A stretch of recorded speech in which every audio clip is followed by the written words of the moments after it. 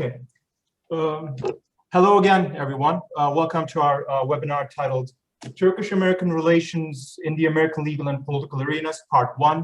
It's Part 1 because we have so many these issues to discuss, so we're planning on making 2 more webinars like this. In our first webinar, we have 2 speakers, David Saltzman, Esquire, and Günay Evinch, Esquire. We have a total of 4 topics, 2 topics for each speaker. Mr. Saltzman will talk about the Armenian reparation cases filed in US federal courts, which include Bakalyan, Davoyan, and Mosesian, and also boycott, divestment, sanctions, BDS laws against Turkey in the state of California.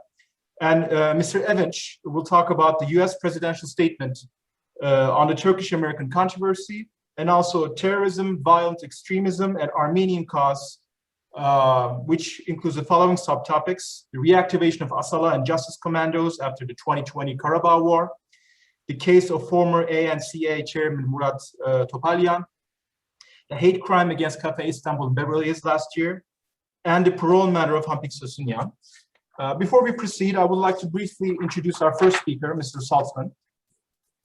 So, David Saltzman conducted his bachelor's degree studies at the College of William and Mary in Virginia and Paul Valéry University in Montpellier, France.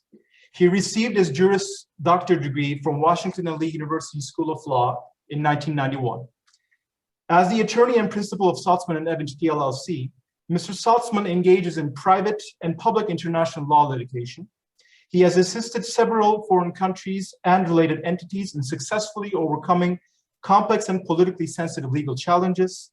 He also handles matters involving civil liberties and rights of individuals to freely speak and write about genuine historical and political controversies. His experience includes matters involving Foreign Sovereign Immunities Act, the Alien Tort Statute, the Foreign Corrupt Practices Act, the Securities Act, the First Amendment of the US Constitution, joint ventures, and long-term contractual relationships. He has represented clients before federal courts of the District of Columbia, California, New York, and Minnesota. Lastly, Mr. Saltzman is a member of the Bar Association of the US District of Columbia. Additionally, he is also the director of the Turkish-American Legal Defense Fund, a member of the board of the American Friends of Turkey, and a member of the Assembly of Turkish-American Associations, and is also a member of the Board of Advisors of GC Global Learning. So, Mr. Saltzman, the floor is yours. Thank you very much, Ozhan. I hope everyone can hear me all right. Is that true? Yes. Great, thank you. Let me just start the screen share for you. Okay. Okay, thank you very much. Is it legible? Okay, go ahead. Well, first of all, I'd like to very much thank AVİM for hosting this presentation today. It's truly an honor. I've had the honor of meeting rahmetli Ambassador Ömer Engin Lüten, and I congratulate AVİM on continuing his legacy.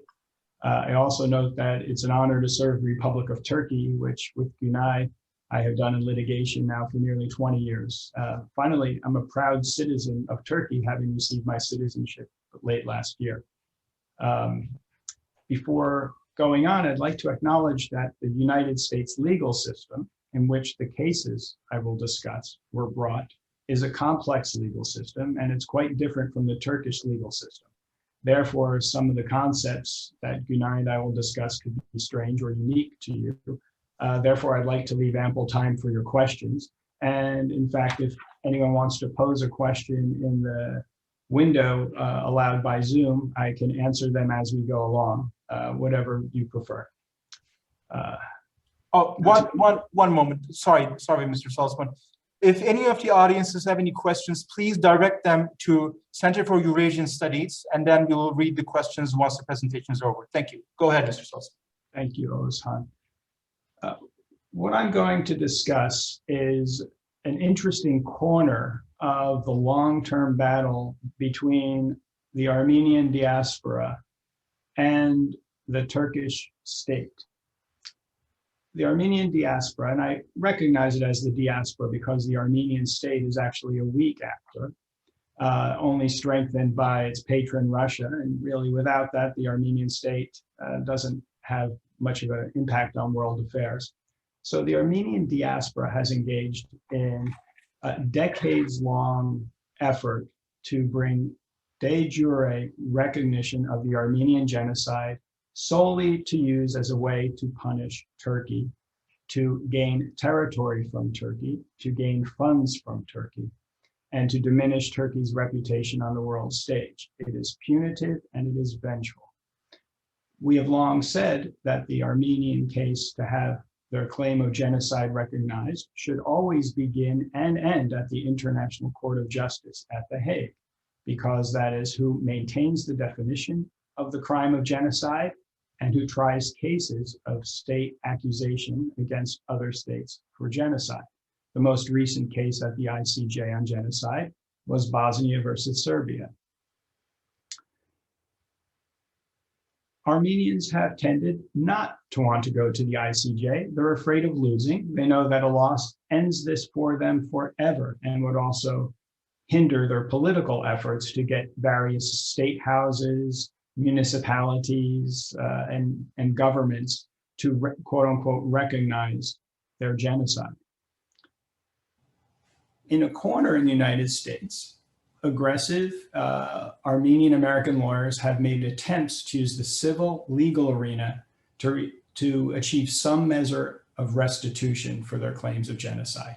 And in that arena, my firm and Günay and I have been the central lawyers to defend the Republic of Turkey. And I'm going to discuss what I call an arc of 10 years of litigation for these reparations in the United States. This arc has a beginning and an end. It begins in 2009 and roughly ends in 2019. It starts aggressively, but it ends with a whimper.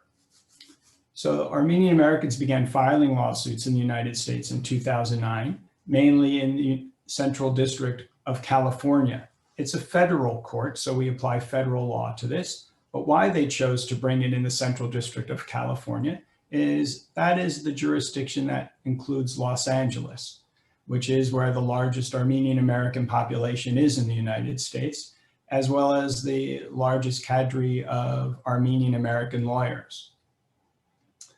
The first lawsuit was filed by a gentleman named Martin Marutian. His picture with his wife is there.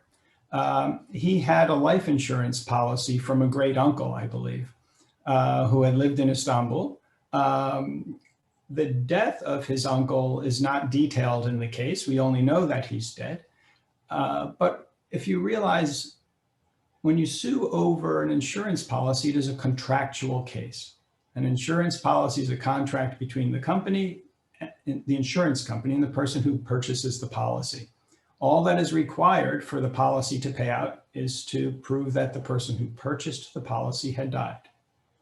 On this basis, Martin Marutian said, well, my great uncle never got paid on his life insurance policy, and there are probably thousands like him.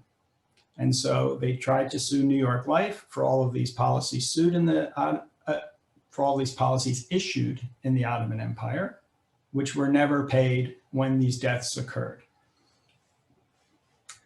So we urged, when this lawsuit was filed, we got in touch with New York Life and urged them not to settle the suit. And at the start, New York Life moved to dismiss the case. The other photograph is Vartkis Yagayan. He was the originator of the lawsuit as the lawyer. And it was really his idea to bring this case. He was the first person to research these unpaid insurance policies. Then in 2000, the following year, the state of California passed legislation, which they entitled SB 1915, sponsored by an Armenian American state legislator, that addressed an obvious problem. How can you bring a lawsuit that is 75, 85, or 100 years old? So the state of California passed a law based on a similar law for Holocaust claims to say we're going to open up a 10-year period during which if you have such claims based on insurance policies, you can bring them now. In 2002, a nearly identical suit was filed in Marutian against the French group AXA and another guy, identical to Marutian, by a fellow named Kirkjian against AXA. A different group of plaintiffs would also sue AXA, the big French insurance company, under the title of Uzunyan against AXA.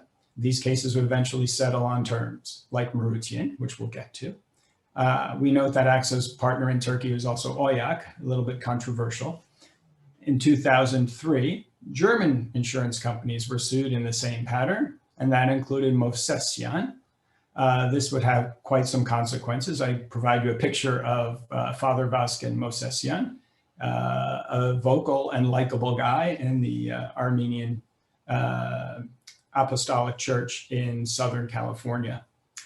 In the same year that Movsesian was sued, a case reached the United States Supreme Court over whether or not the Holocaust-related statute of limitations law was constitutional. The United States Supreme Court ruled that it was not constitutional. The reason I put Congressman John Garamendi's picture there for you is John Garamendi, at the time this lawsuit was raised, was the defendant in the case because he was the California State Insurance Commissioner, and it was an insurance law that was being challenged. He tried to defend the law. Later, John Garamendi got elected to Congress, and he is still a congressman from California. And he's actually not the most anti-Turkey congressman there is. He's been not terrible for us. In 2004, though the court had yet to rule on arguments raised by New York Life settled the Marutian case for $20 million. $3 million of the settlement went to 9 different Armenian American organizations, many of them which are very negative and continue to lobby against Turkey today. $4 million went to the attorneys, Vargas Yagayan and Mark Garagos. Garagos has been a consistent and vocal critic of Turkey and has sued Turkey on any number of occasions. Günay and I see him in court quite frequently in our work. And he's a loudmouth and not a very nice person, if you don't mind me saying. Vargas Yagayan bought him in at the end to make sure that the case with New York Life settled. I think Yagayan blinked and needed some star power, and that's how Garagos entered the case. In 2005, under similar circumstances to New York Life, AXA settled the Kirkjian case for $17.5 million. French Armenian organizations were also beneficiaries of a charitable portion of the settlement. Following the AXA settlement, Vargas Yagayan characterized it as, quote, reparations from genocide. Again, AXA's partner in Turkey is Oyak, and we maintained contact with AXA's counsel through Oyak, and we urged them not to settle the case. But just like with New York Life, eventually they hung up the phone on us, stopped returning our calls, and they settled. In 2006, armed by their success against these insurance companies, they ratcheted up the heat a little more against Turkey by going after German banks. But the key in these cases against Deutsche Bank and Dresdner Bank is they alleged a new type of claim. In the insurance cases, you only needed an insurance contract and a dead body. Against the banks, they had to allege that the money was stolen. What they had alleged was that with the relocation orders of the Armenians and the immovable property commissions that were established, funds made their way into the Ottoman Bank, and that eventually these funds made their way to Deutsche Bank and Dresdner Bank, actually through an exchange, which was very openly done during the late Ottoman era to help finance the Ottoman War debt. But what they had to allege, in addition to contractual claims, just like bank accounts are a contract, just as an insurance policy is a contract, they alleged slave labor and facts that were tantamount to proving the allegation of genocide. And this is in Southern California, where there is a lot of sympathy toward Armenian Americans. The court said, we are not going to hear slave labor claims. We are not going to hear genocide claims. And they let stand these contractual bank account claims. Continuing in 2008, you have the last insurance cases were filed. These were against British companies, and they were generally under the name of the AVİM cases. Now, in 2008, the Republic of Turkey, through its embassy in Washington, D.C., entered these cases. This intervention was directly to the court and commenced a strategy devised and implemented by our firm to more actively express Turkey's arguments in hopes of establishing a legal precedent that would forestall future claims cases that could be filed directly against the Turkish state or its agencies. And the letter, which we had helped draft for the Turkish embassy, essentially said, we care about these cases. Anytime a US court is going to wade in, even in a private matter against a company, it's going to impact the foreign policy of Turkey toward the United States, because ultimately Turkey's reputation is being harmed and Turkey's going to pay in the end. So in 2009, we go back to one of the German insurance cases, Movsesian. The case was thrown out, which was great. Movsesian said, we're going to fight it to the end. We're not going to settle like New York Life. We're not going to settle like AXA. We're going to fight. So on the basis of when the Supreme Court threw out the Holocaust statute of limitations law in California, we're going to throw out the Puchigian law, 1915 law, what we called it, and Movsesian wins. That was huge for us. Okay? In 2010, the remainder of the Dermengian case was dismissed on a number of grounds. I would note that the court made reference to something that we helped Deutsche Bank's lawyers find, which was the Ankara Agreement of December 24th, 1923, which showed that the United States did pay a lump sum of $1.3 million in full settlement of claims of American citizens during World War I. Okay. Then the Armenian attorneys began to fight against each other. So this is Yagayan against Garagos. They started suing each other in court, saying that you're misusing the AXA settlement funds. It was actually quite funny. They were accusing each other of buying first-class airline tickets to get to Armenia. In particular, one of the allegations was that you had to fly Air France to get to Armenia because there were no direct flights from the United States, and they were stopping over in Paris and having lavish vacations on the way. So, this is the usual type of fighting. But whereas Yagayan and Garagos were partners in these cases all along, this is the split between them, and they would never work together on these cases again. And then we have in 2010, what would have been one case against Turkey became two cases against Turkey, solely because Yagayan and Garagos split because they couldn't determine how to divide the money. So you have the Davoyan and Bakalyan cases that were filed against the Turkish Central Bank and Ziraat Bank, which was very directly cases against the Republic of Turkey. It's just the banks is where the money was, but these cases were against Turkey. So again, one case was filed by Yagayan, one case was filed by Garagos. We represented the Republic of Turkey and argued a variety of defenses. One, that the statute of limitations had expired.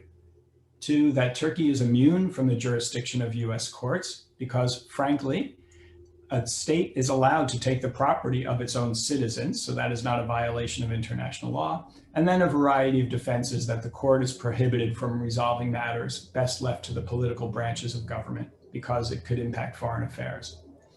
We also went to great lengths to distinguish our claims which are based on controversial facts of an alleged Armenian genocide versus Holocaust-related cases. The Holocaust-related cases are many in the United States, the Armenian-related cases, many fewer, and we know there are historical differences that are worth keeping in the mind of the court. In 2011, Turkey submitted an amicus brief to the US Court of Appeals in the Movsesian case because it had been reversed. I had said earlier that the German insurance company won. It got reversed under political pressure. There was a 3-judge panel in the original case. The original decision was 2-1. One of the judges got one of the other judges to switch sides. It was shocking. Of course, the German insurance company was very upset and said, we need to appeal this to a larger 11-judge panel of the court. Turkey entered the case formally at this point.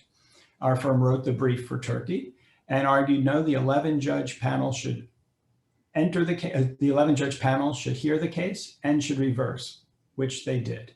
In 2012, the Ninth Circuit ruled unanimously 11-0 to reinstate its 2009 decision. It eliminated this statute of limitations period. The plaintiffs, Father Movsesian, asked the US Supreme Court to review this. The Supreme Court said no, so that is good law. then a period goes by. So we start 2012, we jump all the way to 2019. During this period, extensive litigation on the Bakalyan and Devoyan cases, too long to go through here. But on August 8th, 2019, finally at the Court of Appeals, the Devoyan and Bakalyan cases were dismissed. In other words, the Central Bank of the Republic of Turkey and Zira Bank could not be held liable for these claims of Armenians. And the claims included genocide, it included slave labor, it included theft. These were all of the claims Armenians wanted to bring against Turkey.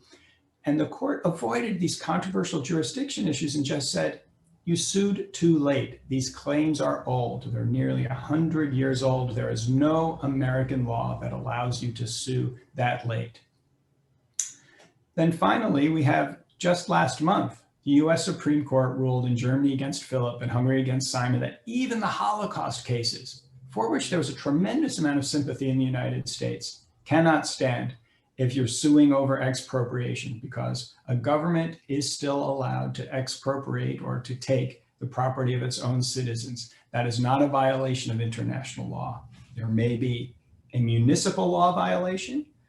An internal constitution of that state may say you have to provide compensation or some other redress, but that is not a violation of international law. There is no cross-border action. So by now we are firmly convinced that no further so-called Armenian reparations cases can be brought in US courts. The doors are now closed. Now, if you look at the various press releases, if you look at the attorney statements, Armenians are attempting to twist this arc into some form of victory by saying that their facts were judicially validated because in one of the court's written opinions, they may have used the term Armenian genocide. But I say no, that we can and should be very willing to confidently push back on some statements and say they're not true. The Armenian allegation of genocide itself has never been litigated in the courts of the United States. No case has ever gotten past a jurisdictional stage or an admissibility stage. And no US court has ruled that these allegations are true. Full stop. So the arc starts with a tremendous amount of success by the Armenians, a tremendous amount of ambition, but it ends with these doors are closed. And what is the result of this? They will push extra hard in the political arena. They've always been pushing in the political arena, but now they know that is the only place they can win because they cannot win in the courts. And with that, I think I'll stop. I don't know what my time is, but I'd like to leave as much time as possible for questions. I know these are complex concepts, so therefore I look forward to all of your questions. And thank you for your time. Thank you, Mr. Saltzman. You were very efficient in your time use. You actually got 20 more minutes if you wish to go into another topic, or we can switch to Mr. Evinch. Well, if you don't mind, we can switch to Mr. Evinch because I think this is, again, best addressed in Q&A, unless you'd want to propose right now something that you believe requires a little more explanation. Are there any news about, okay, so they weren't able to make any headway further in legal sense, but what about boycott laws in several United States? Are there any news about that? Would you be able to tell anything about that? Thank you. I realize that is on our agenda for the day. Yes, the boycott law is a little different. First of all, we run into the Holocaust again with boycott laws. Right now in the United States, there's a tremendous effort to legally prevent boycotts of Israel. And in fact, if you are a company that tries to boycott Israel, you are not allowed to get state contracts in several states. And it's odd, and some of these cases are reaching their way to the courts as to whether or not this is a violation of free expression. There is no such hesitation by states toward boycotts of Turkey. The only place where we really see boycott action are states in which there are large Armenian populations, California principally, but we've heard murmurs of this in Massachusetts and Michigan as well. California has had one boycott law pass. The California has the two largest pension funds in the United States. These are funds into which employees contribute part of their salaries so that when they retire, they will be able to continue to earn payments to carry them through the rest of their lives. The two funds are the California Public Employees Retirement System. That's for general state employees. And then there's one specifically for teachers. Each of them, by size, are larger than the public pension funds of most countries. Each of them is over $10 billion in size. I believe one is 12 billion in size and one is 13 billion in size. These are tremendously sized funds. They spin off a tremendous amount of income. And when the trustees or the fiduciaries of these funds invest in a particular stock, the entire US stock market moves in response. They have that much purchasing power because they'll buy 1 million, 10 million shares at a time.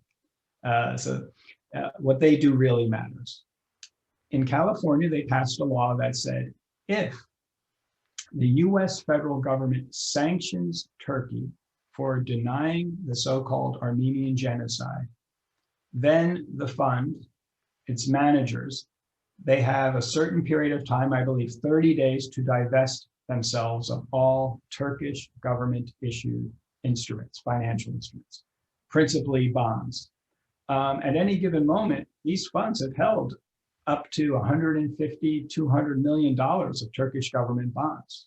Turkish government bonds offer a superior rate of return, and the managers of these pension funds are obligated by law, because these are public pension funds, to achieve the highest rates of return on investment for their pensioners.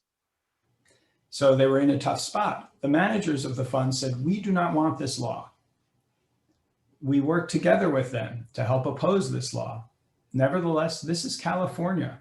Over the objections of the fund managers themselves, Turkish Americans, and some pensioners groups, such as the police retirees and some other retiree groups, they all said, no, we don't want this law. The law said, to heck with you. We want to give something to the Armenians. We love punishing Turkey. So that law passed. It's shocking, but there is a non-stop, ever-present effort to punish Turkey in the state of California. And you can understand why. They have a vocal constituency in the Armenian Americans. You can only get elected in certain districts of the state by kissing up to them. And then once you're in the state legislature, you owe them something. So you have to say, okay, there's already a law that requires teaching of the so-called genocide in schools. We have a state-funded sign for the exit for an Armenian memorial in Montebello, California, which includes, by the way, a monument to Tehlirian, who assassinated Ottoman leaders. You have a Memorial Day, April 24th. Now you have a school holiday where children do not go to school on the same level of, Christmas. You have everything, but you have to deliver something else. So let's deliver on this pension fund divestment. There's always going to be something more. There will never be a limit reached. This is a bottomless appetite for vengeance against Turkey in this community. So we have a new one that's been proposed. It was proposed this month. This law now takes the conditionality out of the prior divestment law. So the prior divestment law said that if the federal government sanctions Turkey for genocide denial, then the funds have to divest of their Turkish bonds. The new one just says, the moment this law passes, no pension fund of the state of California can hold any Turkish financial instrument. Full stop. Interestingly, a law like that had attempted to be passed in the state of Massachusetts 20 years ago. They wanted to sanction the ruling junta in Burma, the military junta at the time, and a group of trade associations in the United States sued Massachusetts and said, look, that's engaging in foreign policy. And in the United States, foreign policy runs through a single speaker, and that is the federal government. the president through his or her Secretary of State. States are not allowed to engage in foreign policy. It is a quirk of our federal system, and it makes perfect sense that the United States should speak with one voice in foreign policy. We call this the one voice theory. When the trade association sued the state of Massachusetts, it went all the way to the United States Supreme Court, and the Supreme Court ruled in favor of the trade associations. When California was first proposing the divestment law, the conditional one that would only come into play if the United States sanctioned Turkey for genocide denial, I approached this group, one of the trade groups that sued the state of Massachusetts, and they were eager to sue along with us because they thought it was a good case. Interestingly enough, as time went by, they stopped returning my calls. They even find it now so politically distasteful to deal with Turkey that I cannot get a group that won an easy case against the state of Massachusetts to enter an identical case against the state of California. Right now, regrettably, Turkey's reputation in the United States is very low. It has a variety of causes. I think it's not the purpose of our discussion today, but it proves that law, again, is the child of politics. Going against the ruling junta of Burma was seen as an easy thing to do. There was no public support one way or another. There's not a Burmese diasporan community, but somehow saying anything nice about Turkey is practically a crime in the United States. You are deemed to have the worst instincts and the worst human character if you support Turkey, and it's too expensive, just in the same way that the Turkish government's lobbyists in the United States fired Turkey as a client late last year. It was deemed too expensive for them. Now, Günay Bey and I, that never figures into our thinking. We're professionals. Our feelings about Turkey and our profession are very different than that. We can't be scared away or bought off. So we'll keep doing this as long as is required. But this is where we find ourselves with divestment. I think that the California law that has been recently proposed, that is non-conditional, that requires instantaneous divestment, is likely to pass.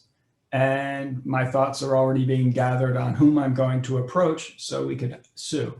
Turkey itself probably cannot sue for it, so we're going to need a proxy, and that effort is underway.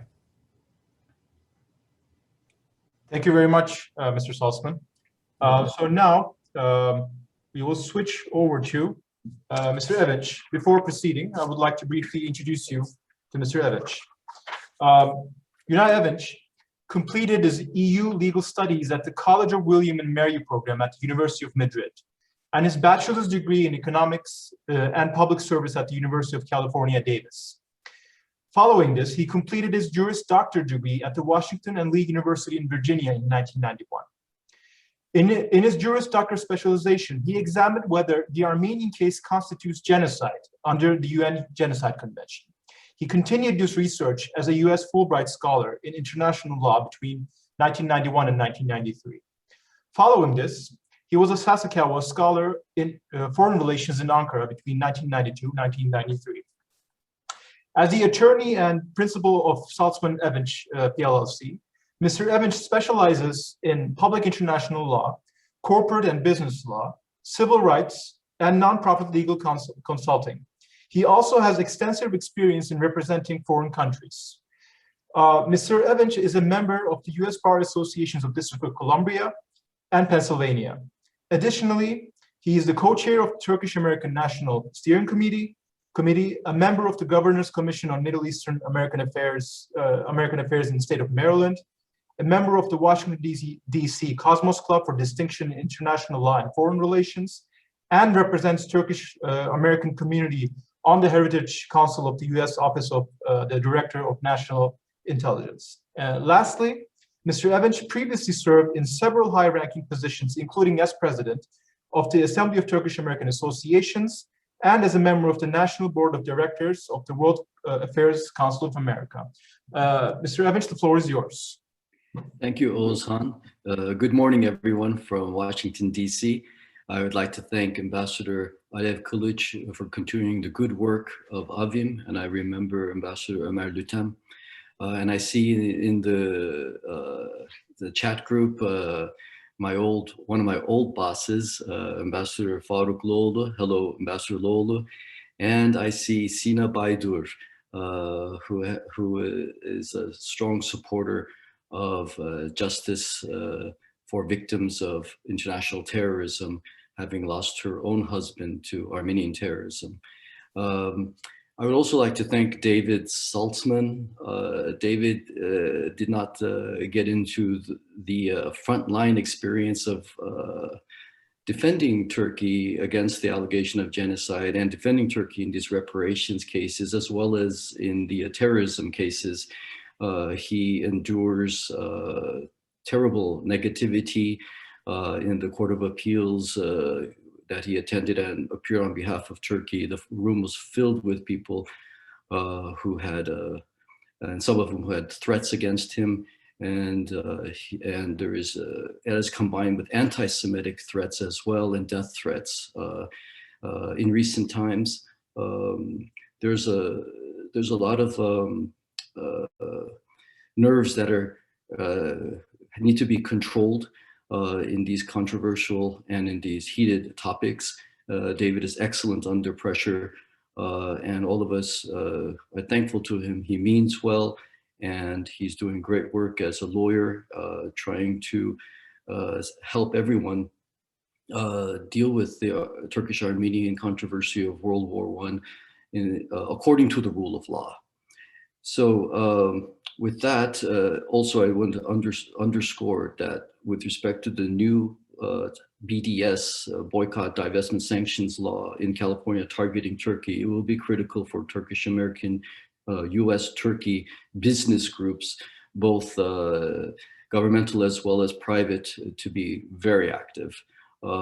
This goes for, of course, the various Turkish-American business associations, starting with American Turkish Council of the United States and going to the ones in Istanbul, as well as to TAIC and TOBB. I would like, my discussion includes a little bit about the presidential statement. I would like to reserve that for discussions because I think I have 20 minutes to talk about the terrorism issue and violent extremism. We have been working on this matter for maybe 20 years now, total for Turkey since 1994. But it has the issue is now becoming ever more important, especially after the Karabakh War, where Azerbaijan successfully liberated its lands, Armenia lost, and there is deep anger and vengeance and calls for violence, including hopes that Asala and the Justice Commandos will be reactivated, and also that has a lot to do with efforts in the Armenian American community to get Hampik Susunyan released, who has promised in his testimonies in parole that his next work will be to go after our Azerbaijani targets, including officials. So pre-1975, we had Armenian resolutions. They all passed. They talked about massacres and suffering, and there was pretty much no reaction from Turkey on this. Post-1975, the Armenian cause, which includes recognition of the events as genocide, reparations, and restitution, intensified, driven by acts of terrorism. Next, please. Next slide, please. So, and between 74 and 84, the targets by Asala and JCAG were against civilians, Turkish diplomats, and academicians. and also there was a competition between the two and within their divisions, RM, Revolutionary Movement, and not RM, to see whether killing civilians was the better approach to get more attention. And parts of these organizations, especially Asala, do go for civilians. The harassment of scholars is very important because it created a void, particularly as professors were threatened, such as Stanford Shaw's home being attacked, the UCLA historian, and then death threats against Princeton historians, I spelled historian incorrectly there, Heath Lowry and Justin McCarthy, as well as Bernard Lewis. The void we suffer for today, because in that void only the Armenian narrative was heard, as scholars were afraid to speak out more and more as they were being attacked, harassed, and threatened for their lives and the lives of their families. Next slide, please. And as these statistics show you, there were 239 attacks total, resulting in 70 killings, 41 attempted killings. So the killing success was pretty high. 105 hostages taken, civilians, including killed Americans. Let's see, and the bomb threats that occurred, and actually the bomb attacks that occurred, again, hitting upon the civilian target, were significant. There was a bomb in front of B'nai B'rith, Chase Manhattan Bank, and African American Center at the Turkish UN office block. And then there were threats at Disneyland and Anaheim Convention Center. Christopher Gunn, who's an expert on this, has researched deeply into this. It is among his theories and research that there was a deal struck for the 1984 Los Angeles Olympics with the Armenian community with a view towards stopping Armenian terrorism, at least in Los Angeles. Armenian terrorism in America, next slide, please, has a very important role in Armenian terrorism internationally. There were 73 attacks with an Armenian American component, and it was so intense that the FBI has said that it is the second most deadly Middle Eastern terrorist organization after Al-Qaeda, and in the time second to anti-Castro elements, anti-Castro terrorism that was occurring on US soil. Next, please. And here we show the 23 Armenian Americans who were involved in international terrorism. Again, four of the assassinations that occurred were in the United States. And behind that was, of course, Sassounian. We don't know who was behind the killing of Orhan Gündüz in Boston. Next, please. This kind of summarizes the major activities of Armenian terrorism on American soil. As we all know, it started with Gurgen Yanikian, who killed Consul General Mehmet Baydar and Vice Consul Bahadur Demir, who is the former spouse of Ambassador Sina Baydar, who's among us today. He received a life sentence, but was released early by Governor George Dugmatian. I'm going to skip Sassounian because I'm going to focus on Sassounian. Orhan Gündüz was killed, assassinated on May 4th. His assassin is at large. And then there's a Turkish-American movement in Massachusetts to reopen that file.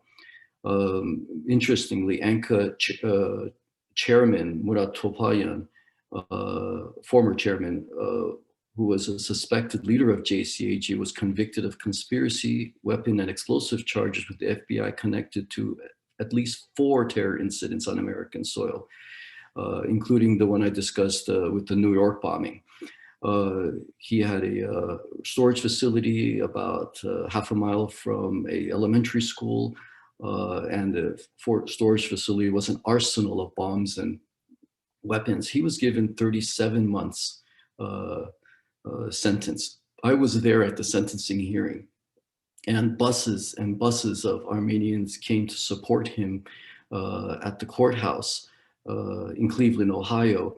And I was among the several hundred, more than 500 Armenian supporters. And I was quite open. I would say I was a Turkish-American. I think that Topalayan did the wrong thing and he should be punished for it. And the general sentiment was that he did the right thing. And this was among mainstream Armenian Americans. And when he was finally convicted and came out of the courtroom, and I was there with the group of Armenians he was speaking to, I was within them, and they knew who I was. He just looked at everyone and says, that this was just the beginning, that everyone stick to the fight, and that they're going to prevail. So there was a tone and words of indignation and lack of remorse. Recently, Cafe Istanbul in Beverly Hills was attacked by a group of Armenian youth, and William Stepanyan was arrested and charged with hate crimes, assault, and destruction of property. And investigation is going on for conspirators in that attack, which is pretty much motivated by the fact that Cafe Istanbul was owned by a Turkish family, a man, a woman, and their son. Now we come to JCAG's Hampik Sasunyan, who at the age of 19 and with his crime partner Krikor Saliba assassinated Consul General Kemal Arikan in Los Angeles. Saliba escaped to Lebanon, where, as I understand, he was later killed in a joint Turkish-Israeli anti-terror operation. And his is a long story of requesting to be released, which I will discuss now. Next, please. So when Sasunyan was arrested, there was an issue of whether the federal government or the state of California will prosecute him, and the federal government deferred to the state of California. We think that was a strategic error. Convicted, and he was sentenced to life without parole. The prosecutor was Lyle Rubin, who speaks. You can see her speeches about the prosecution on in YouTube. She spoke at an ATAA conference years ago when ATA was active on this matter. And he was given life without parole because of two factors, what we call special circumstances. First, he killed Arikan because he was Turkish. And secondly, he ambushed Arikan by crossing in front of his car at a stoplight and then unloading his gun with Saliba, 11 bullets into his head and his body. He was resentenced to 25 years to life. The Federal Court of Appeals found that there was a juror misconduct, and they removed the special circumstances, and this made him eligible for parole after 25 years of serving his sentence. Then the Los Angeles District Attorney, Steve Cooley, decided to retry the case, but then decided he's not going to. If Sasunyan agrees to admit to the crime, and Sasunyan's admission to the crime was very ambiguous and unnecessary because he was already convicted of the crime. So 25 years after his arrest in 1982, Sasunyan became eligible to request parole. Next slide, please. And the first parole hearings, 2006, 10, 13, and 15, parole was denied automatically. Turkey was in the parole room. David was in the first three parole hearings. I have been in the parole hearings following that. San Quentin is a heavy security, high security prison north of San Francisco. It's not very pleasant experience to be in the prison and the parole room. It is a very, how can I say, underfunded facility for the parole hearings. It is about 400 yards from the death chamber where California executes prisoners. The room usually has one table with 2 commissioners from the parole board, and to the left facing them is Sassoonian, who's brought in, and his handcuffs and shackles are removed. He sits there in a chair designated with him, with 2 guards, pretty much to protect the rest of us, watching over him, and his lawyer, Mark Garagos, sits next to him. And on the other side, facing the commissioners, is the district attorney from Los Angeles, or I would say an assistant district attorney, and the representative for Turkey and the victims, which usually is the consul general, who takes great risks coming to these hearings, and myself. We sit there and we take notes, and we are asked questions by the district attorney, and it is a long process because it's heavily politicized, and the commissioners want to make sure that they get everything into the record for whatever decision they're going to make, especially when they deny parole. They know it's going to be an outcry from the Armenian American community who wants this terrorist released. So in 2017, parole was granted, but Governor Jerry Brown reversed the grant. And that was important. It was the first governor's reversal of a granted parole for Sassoonian.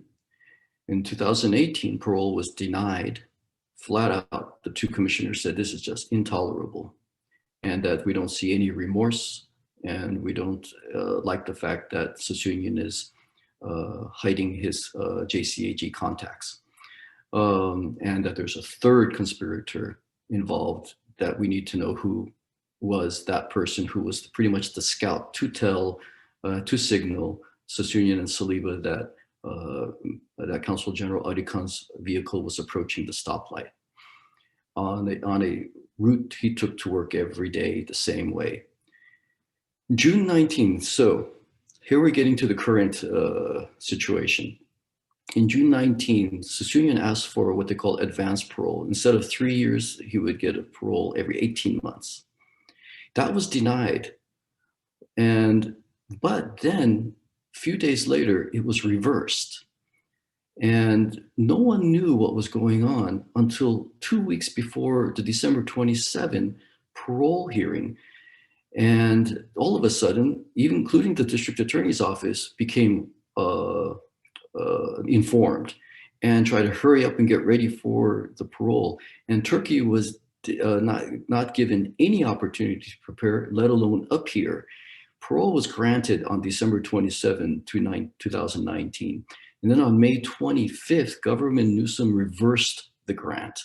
The Turkish-American community, through stopterroristparole.org, mobilized heavily to make sure that Governor Newsom considered all facts and reversed the grant.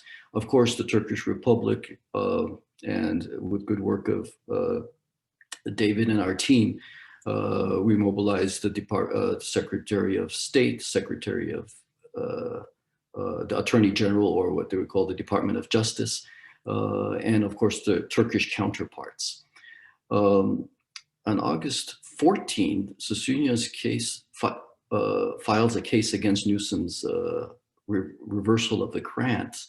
We don't know anything about it. Nobody knows anything about it. In terms of the District Attorney's Office and the Republic of Turkey, US Department of Justice, Department of State.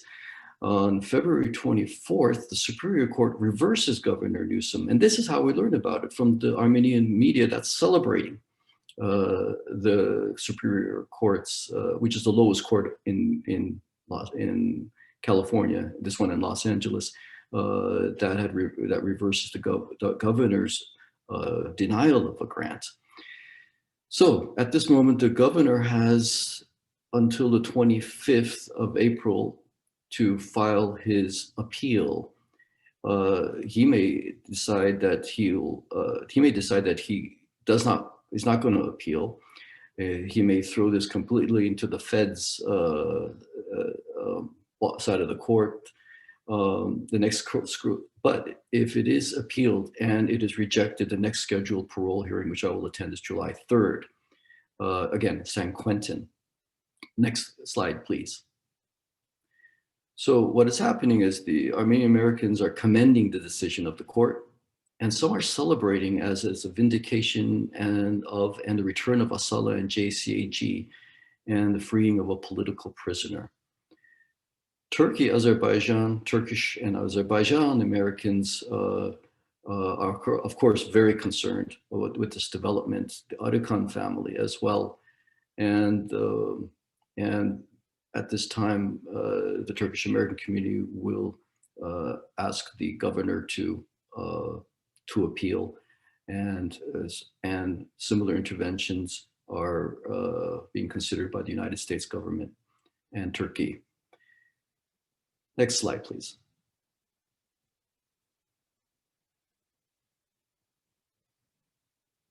Sorry, this is the end of the slide, Mr. Evinch. Oh, okay. So, all right. Let me then get my slide up because this is I had sent an updated one last night or yesterday. So basically, I wanted to summarize the court's decision. The court pretty much did something that it wasn't supposed to do in this case, and that was it reheard the parole hearing on its own and did not defer, as it should have, to the governor's assessment. The court said that the governor not abused, but was capricious and arbitrary in denying Sassoonian his grant, his parole, and that he should not have put too much weight on the fact that this was an assassination, because an assassination is really usually not a repeat offense, and that he should have thought more about how Sassoonian became a part of this violent movement at a young age, and that I don't want to quite understand this wording, and I don't want to put words into the mouth of the court, but the genocide issue, as it's stated, denial and insult and rage could be understandable in how it manifested itself